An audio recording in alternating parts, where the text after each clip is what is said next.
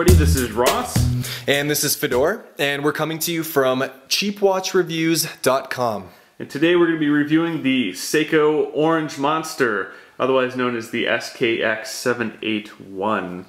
So first thing, we're going to do a quick rundown of the specifications. So we'll start off with the case, which is stainless steel, 42 millimeters without the crown, 13 millimeter thickness. The case is partially polished, partially brushed stainless steel, and it does have an engraved stainless steel case back, which is also screwed down. And on top of that, we've got 21 millimeter lug width. Now this is truly a tool watch. It's truly a dive watch.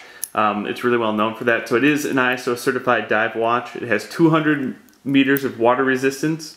It's got a protected 4 o'clock screw down crown, which contributes to that 200 meter water resistance. And it's got an engraved unidirectional rotating bezel, which is pretty much standard for any dive watch. The movement is a Seiko in-house 7S26 automatic. It's non-hacking and non-hand wind, so you do have to wear it to charge it. It has a 3 o'clock day-date complication, and this is really, according to our measurements, a really accurate movement. We saw half a second gain in 48 hours, which is really incredible. Yeah, I mean, I can definitely attest to the accuracy. I was quite shocked, actually. You know, you hear of the ETA movements such as the 2824s, about their accuracy, but I mean, this is a mass-produced generic Seiko movement, and its accuracy has been absolutely astounding. So I want to talk a little bit about the bracelet, which, like I mentioned earlier, has 21 millimeter lug width spacing, which is a good thing because it gives you many options to upgrade this, let's face it, quite subpar bracelet. It's one of the biggest gripes among watch aficionados is the low quality of the bracelet. But if you're not going to change it, it will do its job. It's got solid stainless steel end links, solid stainless steel links, and a rather cheap clasp. It's stamped steel and a little bit loud, not the most comfortable thing ever. The dial, as you can see, is a really bright orange. It also comes in a black, the black monster, if that's a little bit too powerful for you. But it has a slightly domed mineral crystal. It's not sapphire, but it's still very resilient. Don't see too much warping because it's only very slightly domed. It looks really nice. It has unlabeled hour indices. And I really love the hands of this watch. You know, the hour hand is this really dramatic, high contrast kind of spear, and the second hand is more of an arrow style. Really cool looking. It has an overlaid chapter ring. I've seen some pretty cool things where people have swapped the black and the Orange Monster one to kind of create a black and orange look. And it has a very legible day-date indicators we had mentioned on at the 3 o'clock position. And one of the really great things about this watch is just the really powerful loom. So it's got the Seiko LumiBrite loom. Well, I guess we can talk a little bit about what it's like to wear. It's actually a very comfortable watch. I've been wearing it for approximately a year and a half now, and it's been my most worn watch in the stable. It has experienced the beaches of Mexico, pool water, I guess hot tubs, and it's been absolutely bulletproof as far as that goes. You obviously don't want to bang it around unnecessarily, but for the most part, I'd have to say it's one of the more robust watches that I've ever owned, if not the most robust. So I guess the name of Monster is kind of fitting, and it is one of the characteristics that the watch is known for.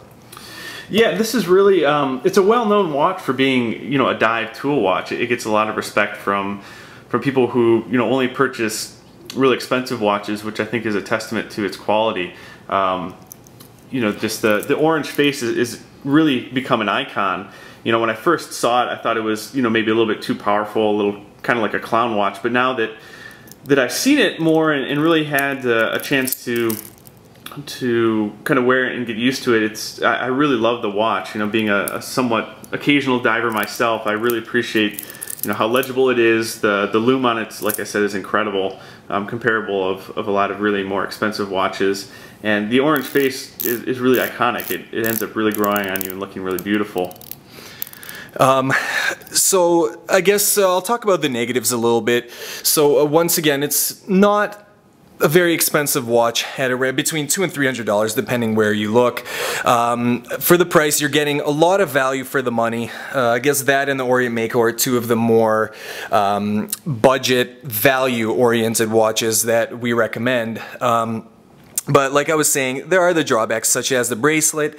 The bezel quality, the feel's pretty nice. It's fairly progressive, positive feel, but it does have a little bit of play in between the clicks, and it doesn't quite have the feel of some of its more expensive Swiss counterparts. But once again, when you consider the price point, the accuracy of the movement, it really, really is a true bargain, a great watch, and I personally couldn't recommend it more.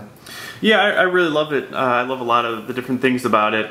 I probably would get rid of the bracelet, unless you're just not too picky about that sort of thing. It's comfortable, but it just kind of feels a little cheap compared to the rest of it.